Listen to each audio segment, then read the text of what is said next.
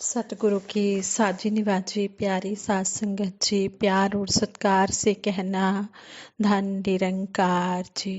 सबसे पहले दासी सतगुरु निरंकार दातार निरंकारी राजपिता जी सात संगत माँ का लख लख बार शुक्राना करती है और आप सभी के आशीर्वाद से दासी ये विचार रखने जा रही है। आज के विचारों का टॉपिक है एक सतवचन हजार सुख लेकर आता है।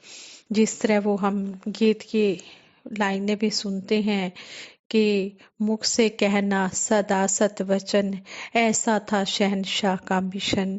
शहनशाह बाबा अवतार सिंह जी महाराज के समय भी सतवचन ही होता था। हर बात पर महापुरुष सतवचन ही करते थे। जो सतवचन करना जान लेता है, अपने कर्मों में सतवचन को ले आता है, उसके जीवन में अनगिनत सुख आ जाते हैं। सतवचन का भाव यही है कि जो वचन आए उन पर फूल चढ़ाएं, उन्हें बिना किसी संशय के स्वीकार करें। सतवचन गुरु और गुरसिक के बीच संबंधों की आधारशिला है। गुरु ने आधी रात को कहा जाओ नदी से जल लाओ, तो शिष्य सतवचन कहकर तुरंत चल पड़ा। सुबह होने की इंतजार नहीं की, ना ही गुरु को यह बताने की कोशिश की कि गुरुदेव अभी तो आधी रात है, आपको भुलेखा लगा है, सुबह होने दो मैं चला जाऊंगा। सतवचन करने में अपनी सोच विचार को विलीन करके केवल आज्ञा पालन का लक्ष्य सामने रखना होता है। माता कैकेयी के कारण राजा दशरथ की आज्ञा से भगवान श्री राम जी को 14 वर्ष का वनवास हुआ। भगवान श्री राम जी ने सतवचन कहा और वन जाने की तैयारी करने लगे। सोचिए, सुबह भगवान श्री राम जी का राज्याभिषेक होना था और हो गया वनवास, वन में जाना। राजकुमार भगवान श्री राम जी वनवासी श्री राम बन गए, पर पिता को कहे गए सतवचन ने श्री राम को यशस्वी बनाया। उन्हें तप त्याग की अग्नि में तपाकर कुंदन कर दिया। वन जाने के बाद भगवान श्री राम जी का जो रूप सामने आया वह विश्व में वंदनीय हुआ। ब्रह्म ज्ञान की सुंदर दात भी तभी मिलती है जब 5 प्रणों को सतवचन कहकर स्वीकार किया जाता है। वर वधु 7 वचनों को सतवचन कहकर पति पत्नी बनते हैं और उन वचनों की संभाल करके जीवन का सुख पाते हैं। सतवचन वास्तविकता में अमृत वचन है, जो अमृत प्रदान करता है, यशस्वी करता है और समदृष्टि प्रदान करता है।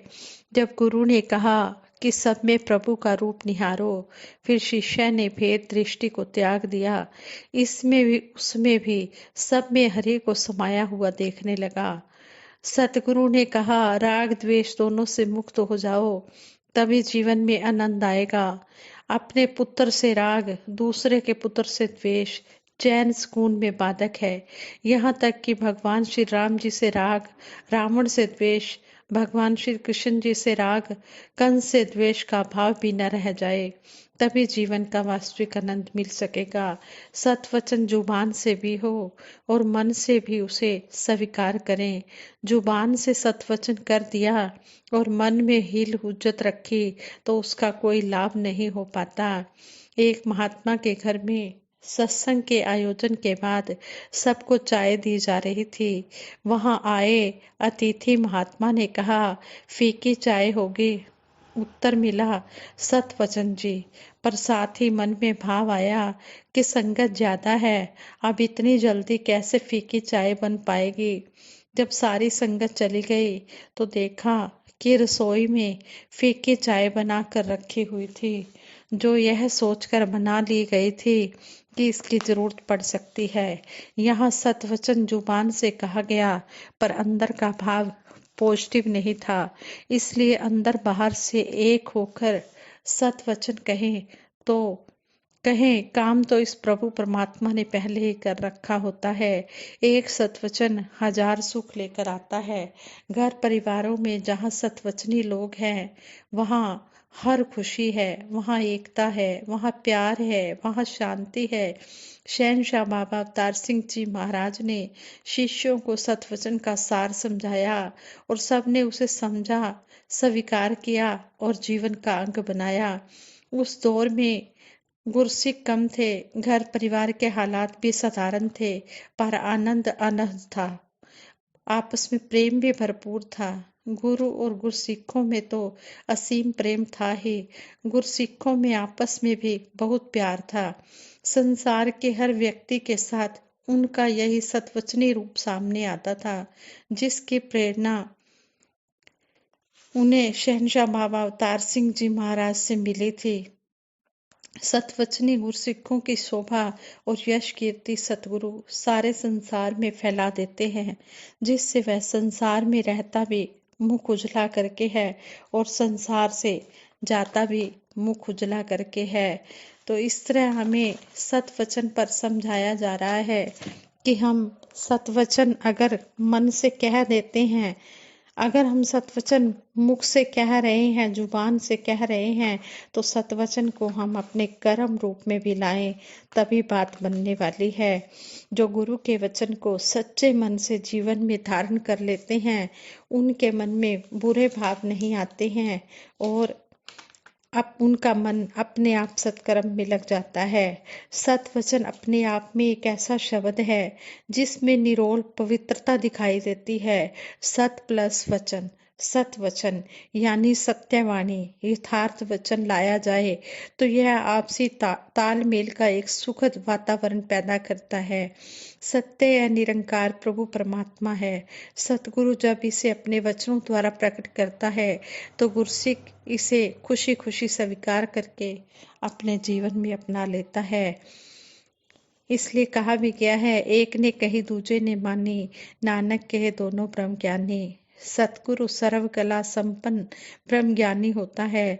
जब कोई प्राणी इसे शिरोधार्य करता है, सतवचन कर अपना लेता है, तो वह भी ब्रह्म ज्ञानी हो जाता है। इसे पावन गुरबाणी में भी कहा गया है कि माई सत सत सत हरि सत सत सत सादा बचन गुरु जो पूरे कहियो मैं छीक गांठरी बादा। सतगुरु के हर वचन को गुरसिख सतवचन कर अपने जीवन में अपनाता चला जाता है और ब्रह्म ज्ञान को जीवन में आत्मसात करके ऊंची अवस्था प्राप्त करता है। वह छल कपट द्वेष भाव ऊंच नीच अपने पराये लोभ लालच के भाव से ऊपर उठ जाता है। ब्रह्म ज्ञान हो जाना और ब्रह्म ज्ञान की ऊंची अवस्था प्राप्त करना दोनों अलग अलग है। सतगुरु के प्रति सतवचनी होकर ही यह अवस्था प्राप्त होती है। सतगुरु का हर वचन सत्य होता है और इनके हर वचन को सत वचन करने से ही जीवन में सफलता मिलती है। जैसे संपूर्ण हरदेव वाणी में भी लिखा है, मुख अपना उजला कर जाता जो गुरसिख सतवचनी है, कहे हरदेव की प्रीत निभाता जो गुरसिख सतवचनी है। गुरसिख गुरु के वचनों पर फूल चढ़ाता है। गुरु से ना नुकर करना उसको आता ही नहीं। वह हमेशा गुरु मर्यादा में रहता है और अपने इन्हीं गुणों के कारण गुरु का प्रिय बना रहता है। एक बार एक मीटिंग में अनेक महात्मा मिशन के प्रचार प्रसार के लिए अपने अपने सुजेशन दे रहे थे, पर उस समय परम पूज्य प्रधान लाभ सिंह जी खामोश बैठे थे। जब उनसे कहा गया कि आप भी कुछ कहें, तो उन्होंने फरमाया कि सच्चे पातशाह आप जी जो आदेश करें हम सतवचन कर मानते जाएं तो अपने आप ही प्रचार प्रसार हो जाएगा। गुरसिख संसार में गृहस्थ जीवन जीता है। संसार में दुनियावी लोगों व गुरु भाई गुरसिखों के साथ व्यवहार करता है। सभी प्रकार के साथी मिलते हैं जिनके साथ चेतनता के साथ व्यवहार करना होता है। जैसे कहा है, ब्रह्म ज्ञानी होए सो चेतन होए। जहाँ छल कपट व स्वार्थ भाव से भरे वचन आने लगे तो अवश्य ही वहाँ सतवचन करने की सीमा खत्म हो जाती है। वहाँ सतवचन कर हर बात को स्वीकार करना मुश्किल ही नहीं नामुमकिन होता है। समदर्शन तो किया जा सकता है, समवर्तन परिस्थितियों के अनुसार होता है। कई साल पुरानी बात है। ये महात्मा मस्सा सिंह जी निरंकारी ग्वालियर मध्य प्रदेश के महात्मा बता रहे थे। कहते हैं दास अंबाला कैंट भवन पर परम पूज्य महात्मा जोगिंदर सिंह निरंकारी जी के पास बैठा था। दास ने प्रार्थना की कि संत जी आप जी पुरातन अनुभवी महात्मा हैं, दास को कुछ ऐसा उपाय बताओ जो जीवन में काम आए। वह महात्मा 10-15 मिनट तो चुप रहे, फिर फरमाया कि पहले हम कम गिनती में थे, सारे संत सतवचनी थे, पर अब जैसे जैसे संख्या बढ़ी है इसमें स्वार्थी और छल कपट वाले लालची लोग भी आ गए हैं।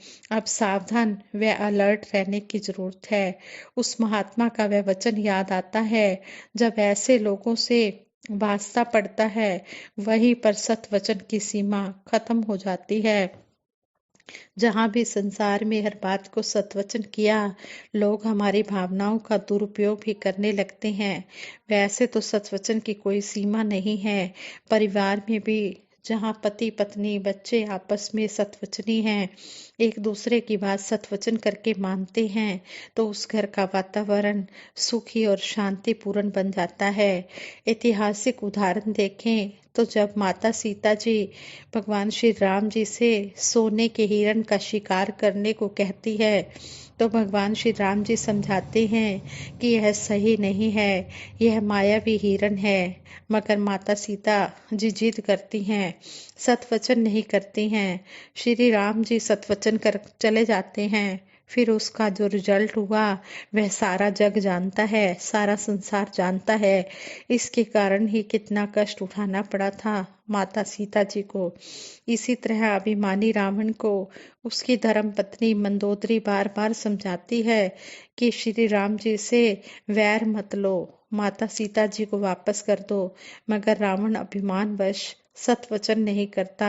रावण द्वारा सतवचन न करने का परिणाम सब लंका वासियों के लिए कष्टदायक साबित हुआ। संतों महापुरुषों के लिए सतवचन की कोई सीमा नहीं है, मगर जहाँ छल कपट स्वार्थ अभिमान आ जाता है वहाँ सतवचन की सीमा खत्म हो जाती है। एक ब्रह्मज्ञानी संत ही जो यथार्थ परोपकार के सबके भले के सतवचन कहता है, आगे कोई संत महात्मा ही होता है जो सतवचन कर आप सुखी होता है और औरों को भी सुख पहुंचाता है। हाँ संगत जी, ये विचार सतवचन के ऊपर दासी ने किए हैं। दासी को भी आशीर्वाद देना कि जो भी बोल बोले गए हैं इन बोलों को कर्म रूप में डालकर अपने जीवन में सुख पाए और इसी तरह परिवार सहित आप जी के चरणों में जुड़े रहे। ये विचार करते हुए दासी से बहुत सी गलतियां हुई होंगी, उन गलतियों के लिए आप जी क्षमा कर देना और आगे के लिए सद्बुद्धि देना, सद्विचार देना। सबके भले की कामना करते हुए, सबके सुखों के लिए अरदास करते हुए दासी सिमरन कराएगी। सभी ने मिलकर साथ देना है। तू ही निरंकार मैं तेरी शरण हाँ, मैनू बख्श लो। तू ही निरंकार मैं तेरी शरण हाँ, मैनू बख्श लो। तू ही निरंकार मैं तेरी शरण हाँ, मैनू बख्श लो। बोलिए सतगुरु माता सुदीक्षा सविंदर हरदेव जी महाराज की जय। निरंकारी राजमाता गुरु बचन अवतार की जय। साथ संगत जी प्रेम से कहना धन निरंकार जी।